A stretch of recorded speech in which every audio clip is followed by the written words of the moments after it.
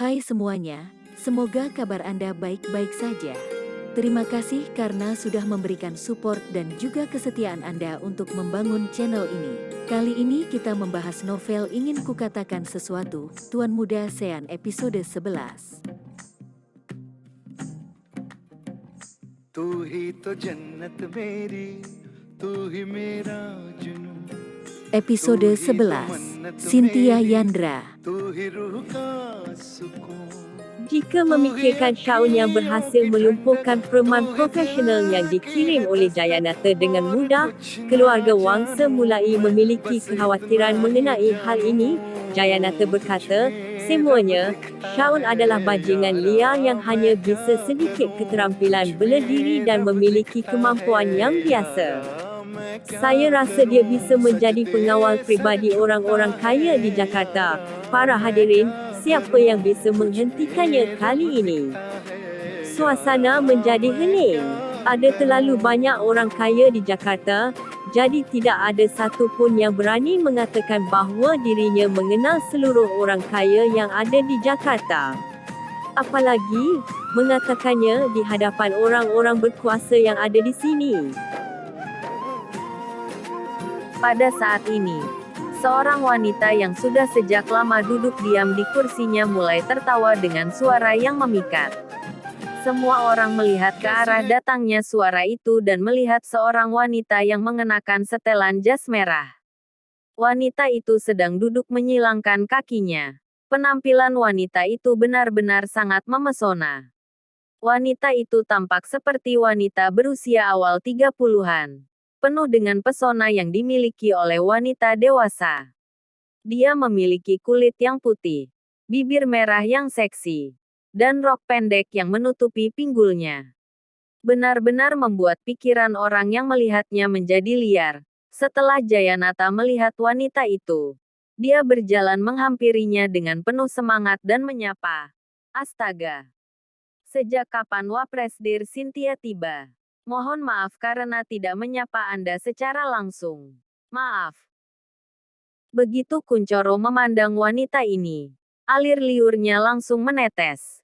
Dia menepuk-nepuk pundak Jayanata dan bertanya, "Direktur, siapa wanita cantik ini?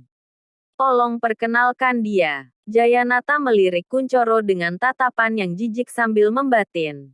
Kuncoro memang masih belum masuk ke kalangan atas sosial Jakarta.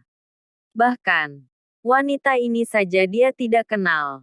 Jayanata menjawab, "Ini adalah Wakil Presiden Direktur Grup Citra Abadi yang ternama, Cynthia Yandra."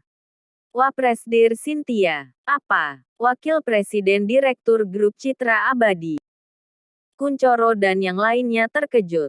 Mereka semua mengetahui pengaruh Grup Citra Abadi di Jakarta. Jika bisa berada di posisi sebagai Wakil Presiden Direktur Grup Citra Abadi, pasti wanita itu bukan orang biasa. Saat masih begitu muda, si Cynthia ini sudah menjadi Wakil Presiden Direktur Grup Citra Abadi. Hal ini membuat semua orang bertanya-tanya, apa mungkin dia menggunakan koneksi tertentu? Sean juga tiba-tiba mengerutkan kening dan melihat Cynthia dengan saksama. Dia terkejut dan berkata dalam hati, "Rupanya dari perusahaan kami." Jayanata tersenyum dan berkata, "Jakarta memiliki banyak orang kaya. Meskipun keluarga Wangsaku sudah berteman dengan banyak orang, kami bahkan masih belum mengenal 2/3 dari mereka.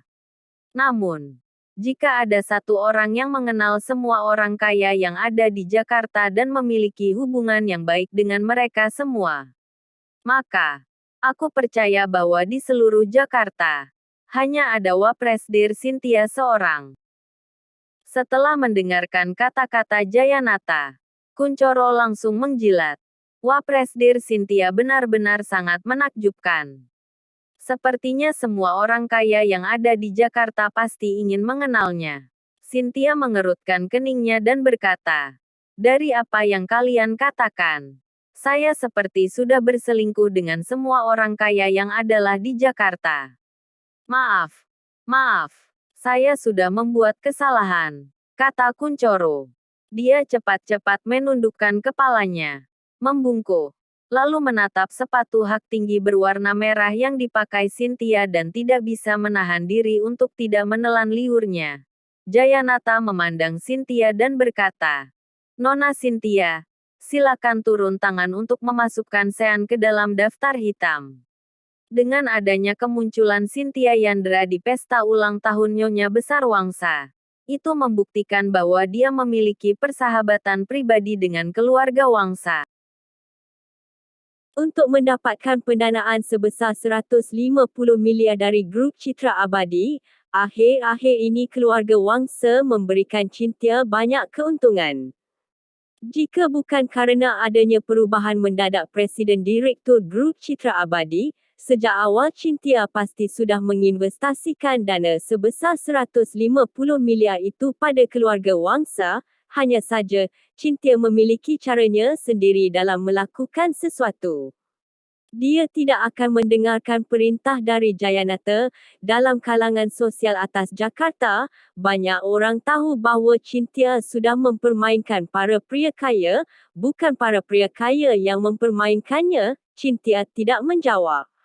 Sebaliknya, dia mengeluarkan sekotak rokok Nona Capri dari tas Chanel merah mudanya dan mengeluarkan sebatang rokok dari kotak rokok yang begitu elegan. Rokok Nona Capri memiliki bentuk yang sama dengan wanita seperti Cynthia. Tinggi, langsing, dan seluruhnya menunjukkan pesona kelemah lembutan seorang wanita.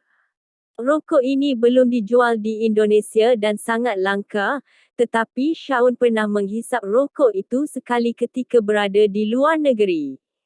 Asap rokok ini terasa sejuk dan menyegarkan.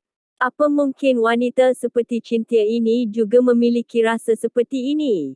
Bahkan, Shaun juga tidak bisa menahan diri untuk tidak memikirkan Cynthia. Wanita ini memang benar-benar membuat orang terpikat, hanya dengan melihat Cynthia menyilangkan kakinya dan baru saja memegang rokok di tangan kanannya. Semua orang yang ada di sekitarnya langsung mengeluarkan korek api dan bersiap untuk menyalakan rokoknya. Kunchoro, William, Jayanata, dan Jayadi. Melihat adegan ini, Shaun tertawa. Adegan ini begitu mirip dengan adegan di filem The Beautiful Legend of Sicily. Namun, si Cynthia ini sepertinya lebih seksi dan feminim daripada Monica Bellucci. Siapa yang menyangka bahawa Cynthia bahkan tidak memilih salah satu dari orang-orang yang ada di sekitarnya ini. Dia malah memandang Shaun dan menunjuk-nunjuknya. Kemarilah semua orang menatap Shaun dengan kesal dan menderunya, sementara Cynthia berkata dengan sangat lembut pada Shaun, wanita ini bukanlah wanita biasa. Tidak heran jika dia sampai bisa menjadi wakil presiden direktur grup Citra Abadi. Shaun berfikir dalam benaknya bahawa dia sendiri juga sangat tertarik dengan wakil presidennya ini, jadi dia semakin berjalan mendekat. Cynthia memandang Sean dengan senyum yang menawan dan berkata, "Kamu, nyalakan rokokku." Semua pria yang membawa berbagai macam jenis pemantik api mahal di sekitar Cynthia sontak tercengang. Wapres Diryandra malah membiarkan si tidak berguna itu untuk menyalakan rokoknya. Aku tidak mengerti, bagaimana bisa si sampah tidak berguna itu melakukannya. Apa di mata beberapa pria kalangan atas yang ada di Jakarta ini, menyalakan sebatang rokok bagi seorang wanita adalah suatu kehormatan. Batin Sean di dalam hatinya. Sean langsung menjawab, "Tidak ada api." Terima kasih sudah mengikuti channel Wandan Putra Orsia. Jangan lupa subscribe, like and share. Tunggu episode 12 selanjutnya. Salam silaturahim.